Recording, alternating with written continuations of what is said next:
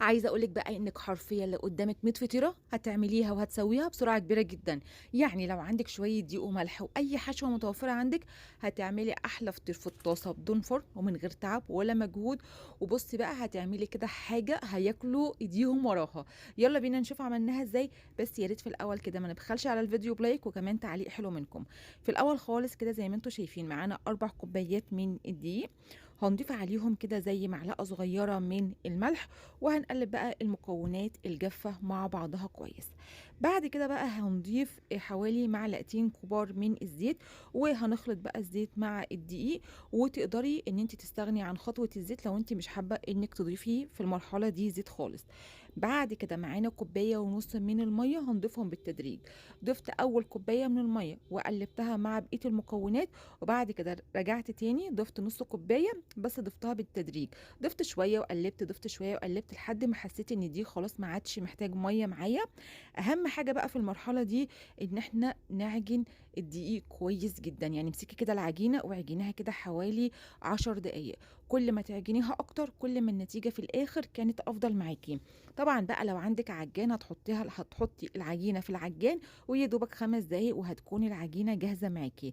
طيب احنا بنعجن لحد ايه؟ لحد ما العجينه بتكون طريه معانا ومش بتلزق في الايد. يعني لو العجينه طريه معاكي بالشكل ده يبقى كده خلاص العجينه مظبوطه معاكي جدا.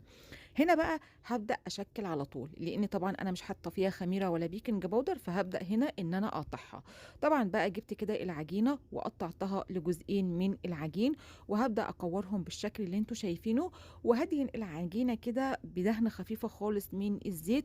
وبعد كده بقى هنحطها في طبق برضو دهنينه بالزيت، وهنغطي على العجينه ونسيبها ترتاح معانا حوالي 10 دقايق. انا مش عايزاها ترتاح معايا وقت طويل، هو يا دوبك 10 دقايق وبتكون العجينه كده نقدر ان احنا نشكلها.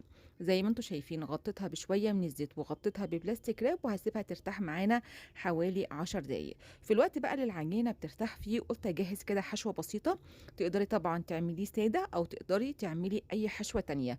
فجبت كده طاسه على النار حطيت فيها مكعب من الزبده، وحطيت كمان حوالي معلقتين كبار من الزيت، وعلى نار عاليه بقى هشوح اللحمه. هنا في الوصفه دي ممكن كمان لو قطعه لحمه حوالي 100 جرام هتكفي معاكي. انا هنا كترت كميه اللحمه، بس بصراحه الوصفه ما اخدتش معايا اي كميه لحمه خالص، فاهميني؟ يعني زي ما قلت لك لو قطعه لحمه صغيره هتكفي معاكي في الوصفه دي.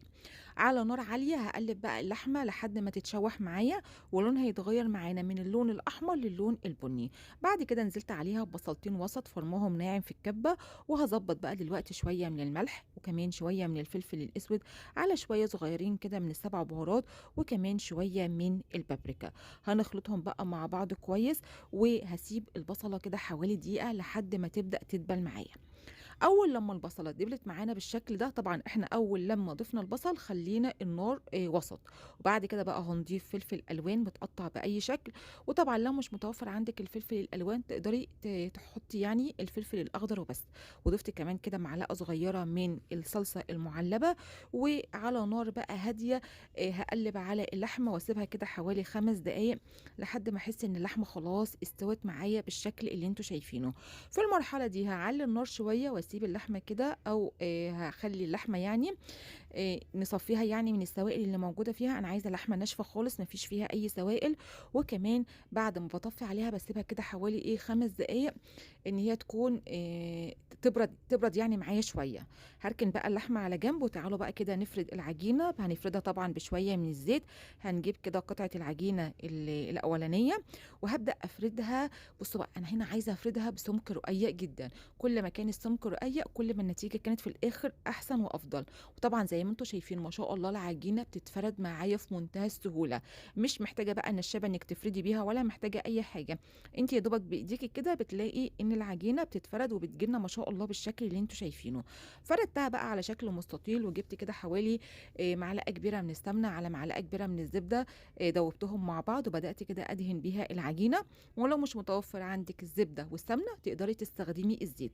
وشايفين بقى بقى هابدأ أطبّق العجينة من الناحية اليمين، وبعد كده هاطبّقها من الناحية الشمال بالشكل اللي أنتم شايفينه، عايزة أطبّقها على شكل مستطيل، وكل ما أطبّق جزء يعني من العجين بادهنه بدهنة خفيفة خالص من الزبدة، وبعد كده بقى بابدأ أطبّقها يعني مثلًا هاطبّقها مثلًا حوالي 3 أو 4 مرات لحد ما بتيجي لي في الآخر شبه إيه، يعني إيه، شبه مستطيل صغير. بُصّوا أنا طبّقتها أدي كده مرة، 2، 3 وطبّقتها كمان المرة الرابعة. طبعًا الطريقة سهلة وبسيطة وعايزة أقول لكم حرفيًا ما بتاخدش أي وقت خالص في الفرد.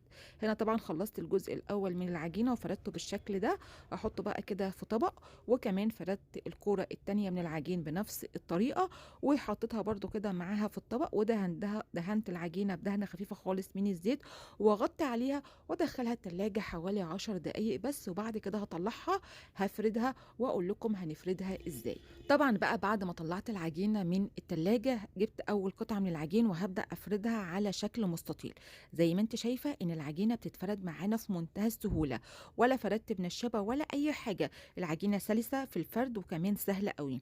بعد ما فردتها بقى بالشكل اللي أنتم شايفينه، هابدأ أقطّعها باللي هو يعني أقطّعها لجزئين، وبعد كده بقى هاقطّعها لحوالي 3 قطع، يعني قطعة العجينة دي قطّعتها ل6 قطع من العجين. ومعلقة زي ما أنتم شايفين معلقة كبيرة كده من الحشوة، وحطيتها كده في نُص العجينة، وضِفت كمان شوية من الجبنة الموتزاريلا. ولو وصلتِ بقى معايا في الفيديو لحد دلوقتي يا ريت بس لو ننزل تحت في الكومنتات نصلّي على الرسول، اللهم صل وسلم وبارك على سيدنا وشفيعنا محمد، وكمان تقولوا لي بتتابعوني من أي بلد.